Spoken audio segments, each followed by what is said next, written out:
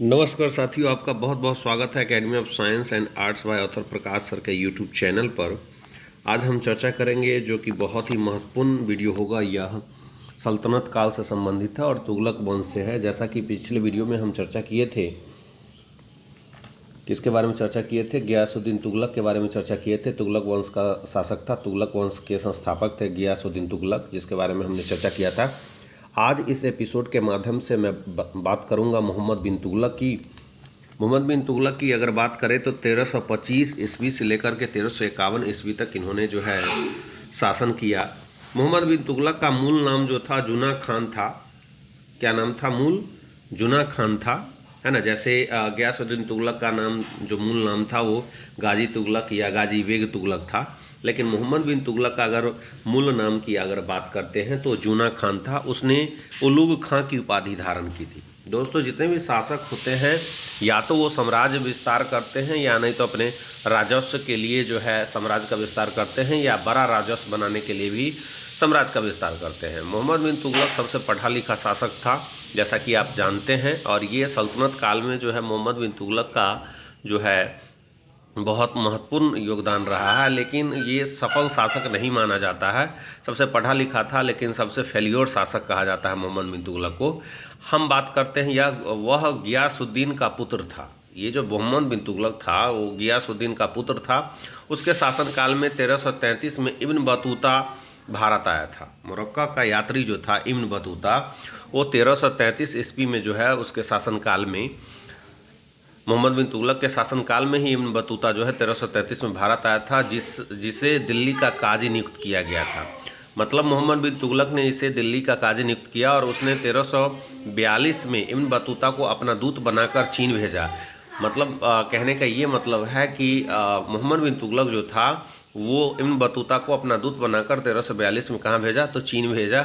उसने कृषि की उन्नति के लिए एक नया विभाग और एक नया मंत्री बनाया, जिसे अमीर ए को ही नियुक्त किया, है ना। उसने कृषि की उन्नति के लिए, जैसा कि आप जानते हैं, सल्तनत काल में जितने भी शासक हुए कृषि की उन्नति पर, कृषि के विकास पर और उस राज्य के लिए बेहतर और राजस्व ज़्यादा से ज़्यादा प्राप्त हो उसके लिए कृषि के विकास के लिए ज़्यादा काम किया। अंग्रेज़ों को देखेंगे तो अंग्रेज़ जो है कृषि पर ज़्यादा काम नहीं किया। उसने सिर्फ और सिर्फ इस्तेमाल किया कृषि उत्पादित करने के लिए जो इरिगेशन सिस्टम है या जो भी सिस्टम है उसको ठीक करने का प्रयास नहीं किया। लेकिन अंग्रेज़ ने नहीं किया, लेकिन सल्तनत काल में जो है ये प्रयास किया गया कृषि को बेहतर करने के लिए और ज़्यादा से ज़्यादा जो है उससे राजस्व कमाया जा सके, ज़्यादा से ज़्यादा उस राज्य का आर्थिक स्थिति सही हो सके। इसलिए प्रयास सल्तनत काल में मैक्सिमम शासकों के द्वारा किया गया। सबसे ज़्यादा फिरोज शाह तुगलक के द्वारा। अगला जो शासक हम पढ़ेंगे सबसे महत्वपूर्ण फिरोज शाह तुगलक के बारे में अगले वीडियो में पढ़ेंगे। फिलहाल हम पढ़ रहे हैं मोहम्मद बिन तुगलक के बारे में। दोस्तों, मोहम्मद बिन तुगलक की अगर बात करें तो मोहम्मद बिन तुगलक जो था वो अपने सिक्कों पर जो है अल सुल्तान जिल्ली इल्लाह अंकित करवाया। इसका मतलब होता है सुल्तान ईश्वर की छाया है। यह बात जो है अपने सिक्कों पर जो है वो छपवाया था। कौन अंकित करवाया था? मोहम्मद बिन तुगलक। अगर देखें उसके शासनकाल में, अगर देखें तो साम्राज्य 23 प्रांतों में बटा हुआ था। 23 प्रांतों में, जैसे अभी 28-29 स्टेट्स हैं भारत में, उसी प्रकार से 23, क्योंकि स्टेट को प्रांत ही कहा जाता था उस समय में, तो 23 प्रांतों में उसके शासनकाल में साम्राज्य बटा हुआ था। कश्मीर और आधुनिक बलूचिस्तान को छोड़कर पूरा हिंदुस्तान दिल्ली सल्तनत के नियंत्रण में था। मतलब कश्मीर को छोड़ दे और आधुनिक बलूचिस्तान को छोड़ दे तो उसको छोड़ करके पूरा का पूरा हिंदुस्तान जो है वो दिल्ली सल्तनत, I mean to tell that, Mohammad bin Tughlaq के हाथों में था। मैं आपको बता दूं कि इसके शासनकाल में प्रशासनिक परिवर्तन क्या क्या हुआ उसके बारे में भी बात करेंगे। सांकेतिक मुद्रा इन्होंने चलाया था उसके भी बारे में बात करेंगे। सबसे पहले मैं आपको बता दूं कि जो प्रशासनिक परिवर्तन हुए थे इसके शासनकाल में उसके बारे में हम बात कर लेते हैं। तो प्रशासनिक परिवर्तन जो हुए वह दिल्ली का प्रथम सुल्तान था जिसने योग्यता के आधार पर पद देना आरंभ किया। मतलब एलिजिबिलिटी, आपके पास जितना एलिजिबिलिटी है, जितना योग्यता है, एबिलिटी है, उसी के हिसाब से पद देने का प्रारंभ किया। ये पहला शासक था सल्तनत काल का जिसने योग्यता के आधार पर जो है पदों को बंटवारा करने का काम शुरू किया। और भारतीय मुसलमानों एवं हिंदुओं को भी सम्मानित पद प्रदान करने का प्रयास जो है इनके द्वारा किया गया।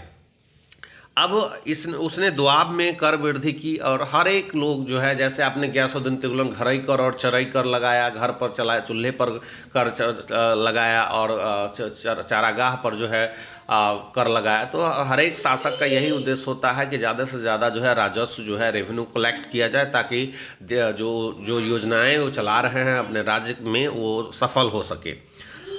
उसने कृषि की उन्नति के लिए एक नया विभाग खोला, जैसा कि पहले भी हम चर्चा कर चुके हैं। एक नया मंत्री बनाया, ए अमीर ए को ही नियुक्त किया गया। अब राजधानी परिवर्तन भी, जैसा कि आप जानते हैं, जो भी शासक होते हैं राजधानी परिवर्तन करते हैं, तो राजधानी परिवर्तन किया गया। उसने दिल्ली से 1500 किलोमीटर दूर अपनी राजधानी देवगिरी स्थानांतरित की। मतलब कहने का यह मतलब, मोहम्मद बिन तुगलक जो थे, दिल्ली राजधानी न करके उससे 1500 किलोमीटर दूर जो था देवगिरी, वहाँ स्थानांतरित किया। और देवगिरी का नामकरण इन्होंने नया नाम दिया, दौलताबाद रखा। देवगिरी का नामकरण इन्होंने किया और उसका नाम दौलताबाद रखा। उसकी यह योजना असफल हुई, जिससे प्रशासन तंत्र के साथ राजस्व का भारी नुकसान हुआ। अब देखो, खुद वो रह रहा था दिल्ली में और राजधानी बना दिया वो 1500 किलोमीटर दूर देवगिरी में। इससे क्या हुआ कि प्रशासन व्यवस्था में भारी नुकसान हुआ और सही से वो प्रशासन व्यवस्था को देख रेख नहीं कर पाया। अब हम बात करते हैं, इससे उसको राजस्व की भारी नुकसान हुआ और राजस्व कलेक्ट करने में उसे परेशानी होने लगी। सांकेतिक मुद्रा की बात करें तो मोहम्मद बिन तुगलक जो थे वो सांकेतिक मुद्रा चलाए थे। ये भी एक असफल योजना थी। ज़्यादातर चीज़ जो है, बहुत पढ़ा लिखा होने के सल्तनत काल में अगर सबसे पढ़ा लिखा कोई शासक था तो वो आपका कौन था, तो मोहम्मद बिन तुगलक था। और सबसे ज़्यादा असफल योजनाएं जो लागू की गई थी वो मोहम्मद बिन तुगलक के द्वारा लागू किए। जितने भी प्रयास बहुत अच्छा कर रहा, लेकिन सारी की सारी योजनाएं उसके असफल जा रही थी। और सांकेतिक मुद्रा भी उसका जो है एक योजना था जो कि असफल योजना थी। प्रतीक मुद्रा का चलन आरंभ करना, उस समय चांदी के सिक्के को टका एवं तांबे के सिक्कों को जीतल कहा जाता था। चांदी के सिक्कों को टका कहा जाता था और तांबे के सिक्कों को उस समय जीतल कहा जाता। इस मुद्रा का चलन अंतर्राष्ट्रीय स्तर पर चांदी की कमी का सामना करने के लिए किया गया था। उसने तांबे या पीतल के सिक्के चलाए। इससे पहले चीन कुबलाई खाई के समय सांकेतिक मुद्रा का चलन सफलतापूर्वक किया गया था। इससे पहले जो है चीन में कुबलाई खां के द्वारा जो है वो सांकेतिक मुद्रा का जो है सफलतापूर्वक चलन किया गया था। लेकिन यह जो है सांकेतिक मुद्रा जो चलाया गया वो एक असफल योजना थी। जैसा कि उसने जो अपना राजधानी जो है देवगिरी स्थानांतरित की, तो वो भी इसकी असफल योजना थी। भारी नुकसान जो है राजस्व में मोहम्मद बिन तुगलक को देखने को मिला। अगर हम बात करें मोहम्मद बिन तुगलक के कौन कौन से अभियान रहे, टोटल 3 अभियान उन्होंने किया मोहम्मद बिन तुगलक ने। उसके शासनकाल में एकमात्र मंगोल आक्रमण में अलाउद्दीन तर्माशिरीन के नेतृत्व में हुआ था।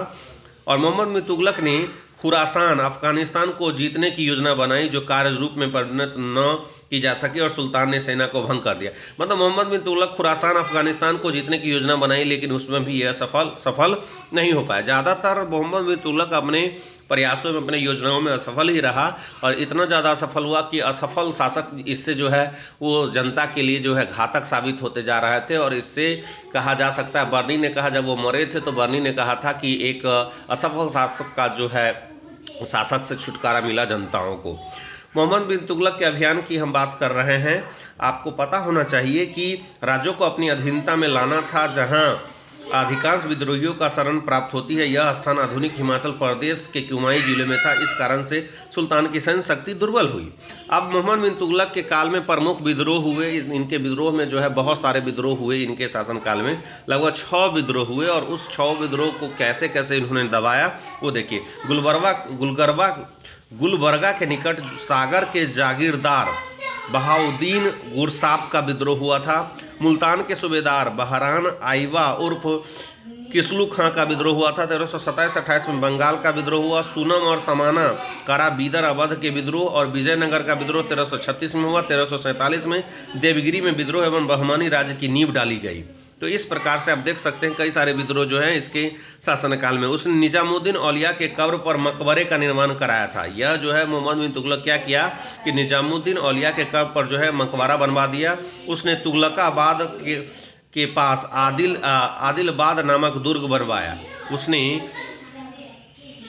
सतपलाह बांध एवं बिजली महल का भी निर्माण करवाया। अब मृत्यु कैसे हुई? एक विद्रोह के दमन के दौरान थट्टा सिंध में मोहम्मद बिन तुगलक बीमार हो गया और 20 मार्च 1351 ईस्वी को उसकी मृत्यु हो गई और बदायूं के अनुसार सुल्तान को उसकी प्रजा से और प्रजा को अपने सुल्तान से मुक्ति मिल गई। बदायूं ने उनके मौत पर यह लिखा है कि सुल्तान को उसकी प्रजा और प्रजा को उसके सुल्तान से अपने सुल्तान से मुक्ति मिल गई। ऐसा इसलिए कहा कि जितने भी ये प्रयास किए असफल प्रयास किए और ये असफल रहा अपने जीवन में, सबसे पढ़ा लिखा होते हुए भी ये असफल रहे। तो इस प्रकार से आपने मोहम्मद बिन तुगलक के बारे में जाना।